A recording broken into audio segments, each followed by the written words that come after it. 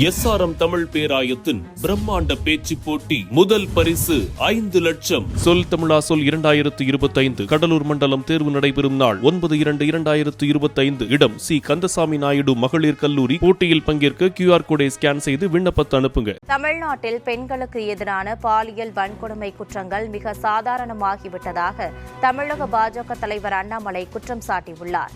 இது தொடர்பாக அவர் வெளியிட்டுள்ள எக்ஸ் தள பதிவில், சென்னை கிளாம்பாக்கம் பேருந்து நிலையத்தின் வெளியே ஆட்டோ ரிக்ஷாவில் 18 வயது இளம்பெண் கடத்தப்பட்டு பாலியல் வன்கொடுமைக்கு ஆளாக்கப்பட்டதாகவும், அப்போது சிறுமியின் கூக்குரலை கேட்டு காவல் கட்டுப்பாட்டு அறைக்கு அழைத்த மனிதநேயமிக்க ஒருவரின் தலையீட்டால் கடத்தப்பட்ட பெண்ணை போலீசார் மீட்டதாகவும் குறிப்பிட்டுள்ளார்.